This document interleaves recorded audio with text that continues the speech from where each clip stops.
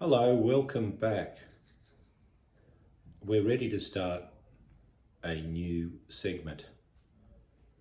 We've just had a couple of piece reboots, and I've been thinking that maybe we need to take a look at a strand that is in the global religious heritage of humanity. That we have so many religions on the planet, and of course our basic orientation is to regard religion as a force for peace. When it's practiced correctly, it should be a force for peace. And we know that as long as there's so much confusion over seemingly clashing ideas and principles and practices across the different faith traditions, as well as the different ideological traditions, it is hard to see how harmony can come unless we have an enriched understanding of one another's traditions. The traditions have all influenced each other. So I want to give a little bit of a broad brush. It no doubt is not a definitive broad brush, but it is a kind of a schema that I work with in understanding the different ways in which human beings approach the ultimate mystery. And then I want to focus in on one particular strand. I want to look at, tell me how this sounds as a sort of proposal or map of where we're going, Belinda. Okay. I want to look at a kind of classification of different paths to God, to truth, different religious paths, including the matriarchal and the patriarchal religions, including the difference between a mythic and a historic religion. Then I want to look at the mystical path, the prophetic path, and the occult path. And then I want to focus in on the occult path, because a lot of people, and a growing number of people, have been involved with what you might call occultism. And as soon as that term comes up, it's usually sensationalized. And I want to do it justice and be fair towards it and try to understand the occult path better with you, because elements of it have interpenetrated the other paths, the mystical path, the prophetic path, and so on. I'll explain how I'm employing these terms in a moment. There's a cross-fertilization that goes on. So these don't exist in their purity and in their isolation, but they are broad traditions.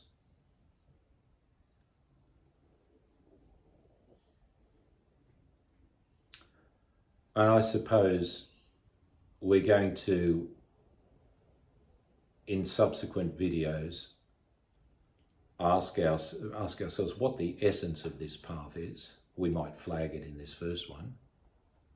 Indeed, we should. And then we're going to try to understand the glamour around it and why people are understandably concerned and worried and spooked by it, and why other people are attracted to it, embrace it, and feel that it's a good thing. And overall, we are trying to understand the elements that compose our world, especially these deep-seated traditions some you would characterise as religious, others maybe more philosophic, that guide the motivations of human beings in their conflicts and in their peacemaking. All right, let's go back to the beginning. I've said before that the word religion comes from the Latin roots religio. To the best of my knowledge, that's where it comes from, which means to link back to the source. Now, if we look at the globe, I think that geographically, there seems to be a pattern between the way people practice religion in the broadest sense of linking back to the source and geography. In the southern hemisphere, we see a lot of what you might call matriarchal religions as against patriarchal. The ultimate figure is more a mother, an earth mother or a goddess, as against a father, who sometimes come across as a sky god. This is easy enough for us humans to understand because we know that we're familiar with the male-female distinction. But a lot of indigenous peoples, when you look at their ways of life and what they respect and value, indigenous peoples in South America, in Africa, in Australia, as well as other cultures above the equator historically, but the ones below the equator seem to, in terms of their indigenousness, seem to have a special regard for the Earth Mother. So their ultimate notion of the divine is the divine feminine. These cultures are sometimes described as animistic because they believe that there are spirits inhabiting everything in nature. In other words, the living principle is to be found in the streams and the trees and the animals, the creatures of the natural world. These cultures typically have shamans who communicate with a world beyond and bring through messages that guide their people. The feminine, in terms of the women in the tribe, are often put at the center of society. For example, the Hopi Indians of the US, what we would call Arizona today, I suppose, they had a matrilineal society, and so they traced descent through the mother. And many Native American tribes gave a central place to the feminine and ergo to the female, to the woman, because she was the giver of life. She was the gateway of life. In a sense, they viewed man as the warrior, the doler of death, but woman as the bringer of life, which is obviously straightforwardly understandable. the Iroquois Confederacy did the same. And lots of indigenous tribes throughout the Southern Hemisphere in particular did the same. So this is why I'm just, for want of a better term, designating this approach to the ultimate mystery as matriarchal. Not only is the divine or the ultimate deity conceived of as some sort of earth mother, some sort of Gaia figure, or Pachamama if we go to the Americas, but also women are playing a more prominent role in their social organisation. Now, as opposed to the matriarchal way, or let's call it an orientation, there's the patriarchal orientation, which seems to be more associated with Northern Hemisphere civilizational development. Patriarchy, as the name suggests, gives prominence to the father. So in these religions, God is male. God's a great father figure. And whether we talk about, if we look at the great monotheistic religions from... I think he's androgynous. Okay. Neither male nor female. In some traditions he is. In fact, we're going to get to that, because if you've got the sort of matriarchal and the patriarchal, then obviously human beings over the millennia have tried to blend, right? But let's just try to understand it somewhat artificially in its purity as a father God, or God the Father, being the first cause and singular. So remember, in the animistic and matriarchal practices, the goddess was multiform. She had many faces, many names, and many forms. Indeed, everything that was sacred was diverse and many. But once you've got patriarchal religion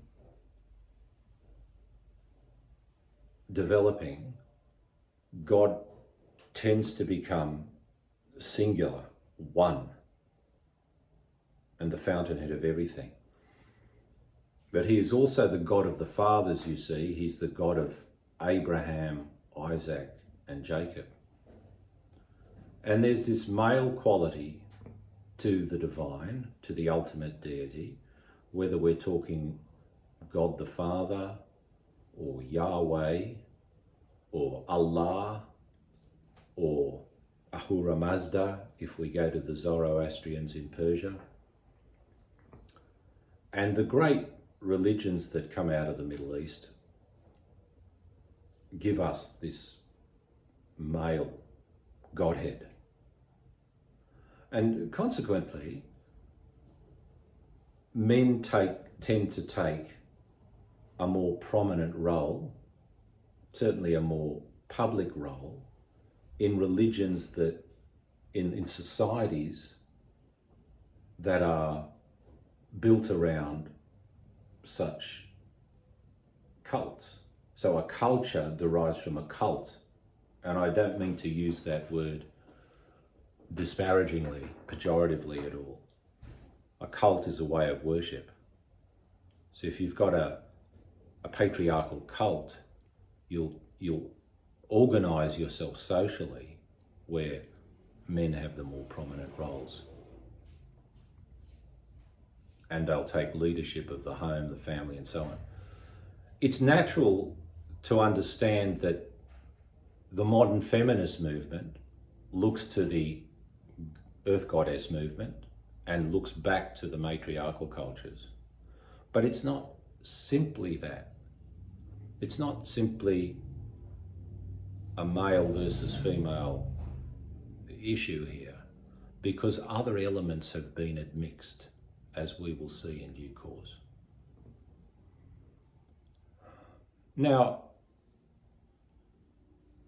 some religious traditions rely heavily on mythology, and some are grounded in history. What do I mean by mythology? I mean, there are stories, myths, associated with the religion, and it sort of doesn't matter whether these stories actually happened or not. The most important thing about the myth is the story itself.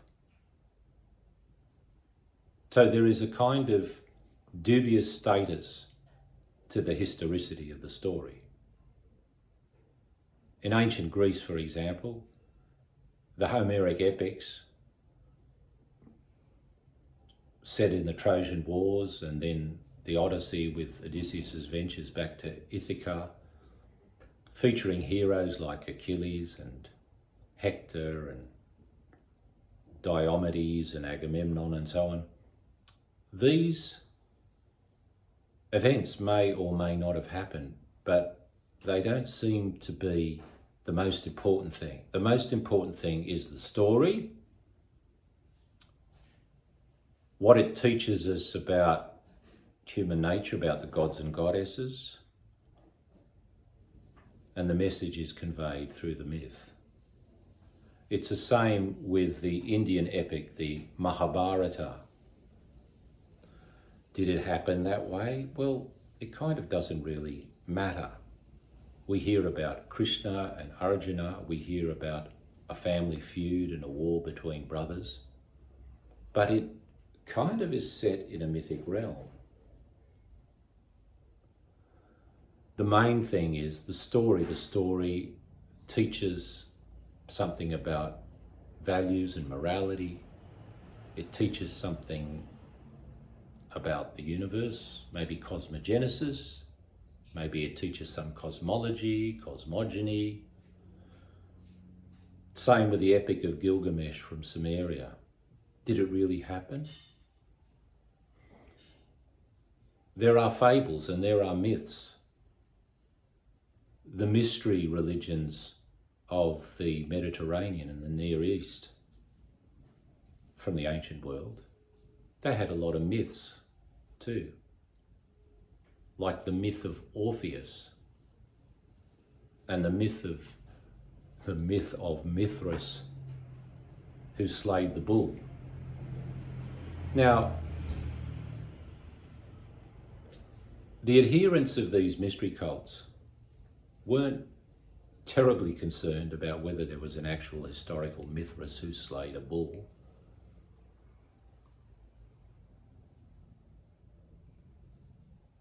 Or a divine muse Orpheus who got slayed on the Isle of Lesbos. But the story was meant to represent some kind of pathway of development, some kind of initiatic process that an aspirant to the mysteries, as they were understood in these schools, underwent. So the aspirant would go through stages in the journey of Mithras or in the journey of Orpheus. Do you see how it worked? And this is supported by modern research, by mythologists like Joseph Campbell, who talked about the many faces of God, and Carl Jung, who regarded the gods and goddesses as archetypes in the collective unconscious that exist in us, and we can identify with them or own these faculties and energies and express them in our lives. So here already we've got this combination of gods and goddesses, an attempt to bring a bit of a balance between the masculine and the feminine in one way, like Hinduism, which has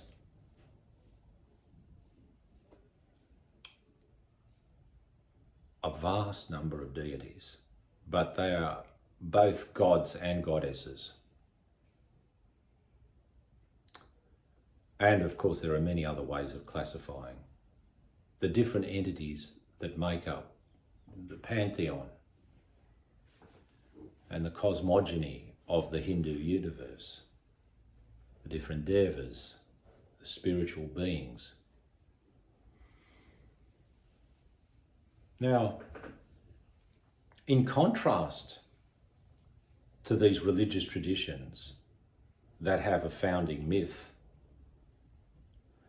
and if you think about it, many different traditions have founding myths. Like even if you go to something like Freemasonry, they have the myth that's associated with Solomon's temple and how the secrets of Freemasonry were conveyed. Like Solomon ordered a temple to be built, King Solomon in ancient Israel, and King Hiram of Tyre supplied the cedar wood and the cypress wood, and his master builder, Hiram Abif, was in charge of the construction of the temple. But at a critical point in their foundational myth, some apprentices come up to Hiram Abif and they ask him for the secrets of the master mason, which he doesn't divulge, and he's meant to be an example to the Freemasonic tradition that what the secrets are, you're not meant to divulge, you're meant to guard them closely, like in the mafia. And the moment you speak about it, you're a dead man walking. Most people couldn't understand it anyway. Well, that's right. They're meant to be advanced secrets. Anyway, these apprentices wanted to extort them, force them out of Hiram Abif, and he refused, and then they smashed his skull in. Oh God, so he died anyway.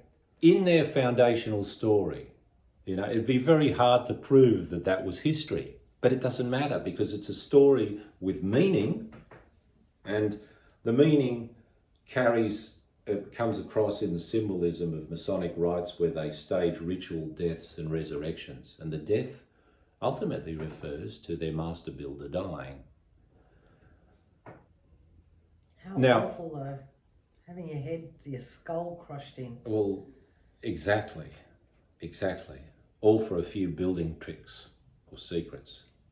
And this is all under veil and symbol, of course, because the building of Solomon's temple was meant to be more than just putting up a building. Now, in contrast to these mythic parts is the historical way. And some religions are absolutely dependent on their historicity. In other words, the key events have to have happened in history. And the most famous example is Christianity, because it's the best. Christians believe in that Jesus Christ lived. He lived as a man. Yes, he was the God-man, but he lived a life about 2,000 years ago in Palestine, and he actually taught and healed people, and then he was arrested by the authorities, and he was tried, and he was put to death on a cross. It actually did happen. It's not just some reheating of an old dying and resurrecting God myth from the ancient world, whether we look to Orpheus or Osiris in ancient Egypt or something. It's just not another rehashing of this myth. He was an actual man that died on the cross, and then he actually is resurrected in history in real time on the third day, and then commissioned his disciples to go and preach the gospel to the ends of the earth. Do you see how that is absolutely dependent on history? Which is good. Right, so... History is fact. Yes, now... And it brings clarity into it. If you're a Christian, you're attracted to that. Of course. So Christians often cite the fact that, well, the evidence for this is not just in the scriptures, but it's in secular historians or non-Christian historians. It's not like some elaborate story that someone threw together.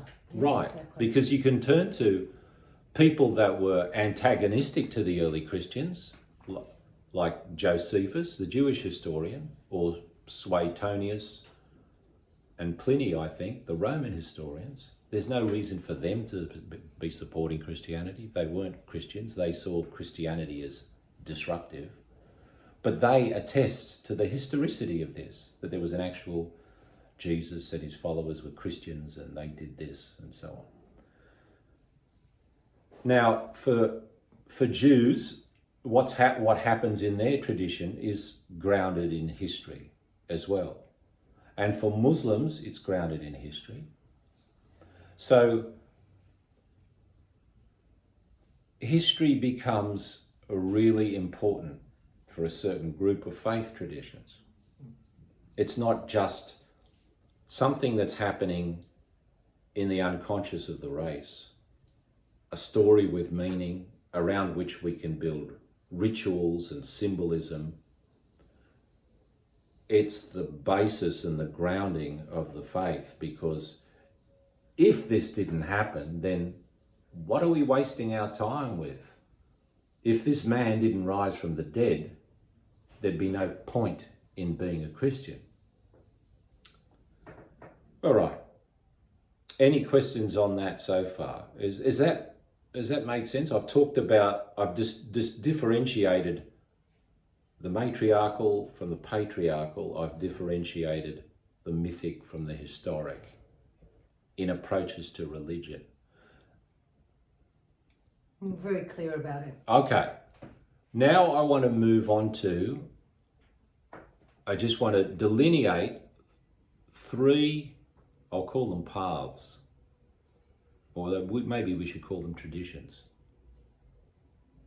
Just as there was some sort of geographical significance between the northern and the southern hemisphere in terms of patriarchy, matriarchy, there seems to be a bit of a geographical significance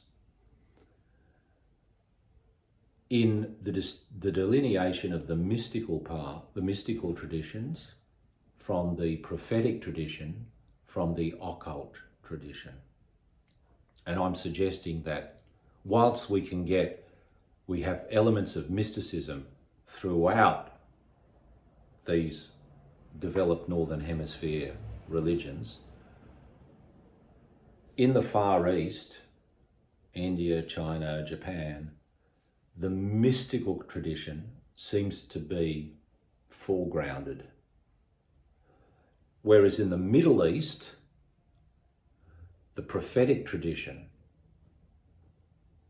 in the great religions that have come out of, the Levant and Persia and so on, I call them the prophetic traditions because prophets mediate between God and humanity. And we're going to see this principle of mediation is really important for the prophetic tradition. And then there's the occult tradition, which is particularly, although there are elements of occultism running throughout the religions, it is particularly important in the Western Hemisphere.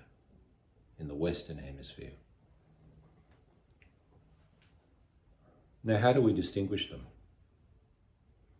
Well, in the mystical tradition, they're the touchstone of religion seems to be a mystical experience. The founders, for example, will have a mystical experience of oneness with the ultimate reality. And therefore the followers seek that. That's the whole point of these religions. In the prophetic tradition,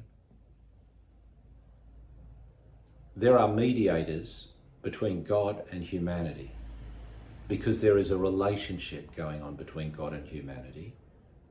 It's not the aim to lose oneself in the divine, but more to do the divine's will and be in a covenant relationship with the divine, be in a relationship.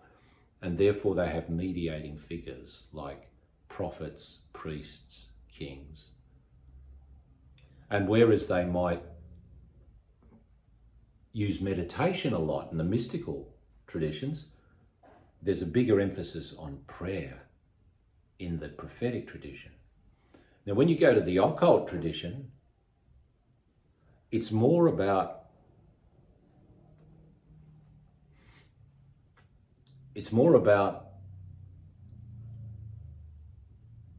understanding the hidden laws behind manifestation with a view to materializing effects, with a view to making things happen, to put it in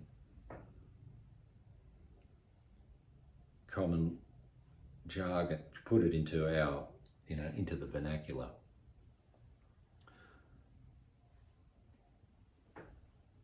Whereas, in a sense, a dualism has to be maintained in the prophetic tradition between the human being and the divine.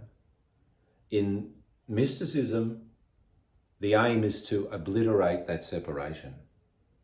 So there's dualism there, there's monism here, or oneness. And occultism is striving for a kind of oneness too, not by dissolving the individual in the all, but more or less assimilating the power of the Godhead into oneself to be controlled and used by the individual. That's another way of obliterating that gap, that division between the human and God. When we come back, we'll talk more about this.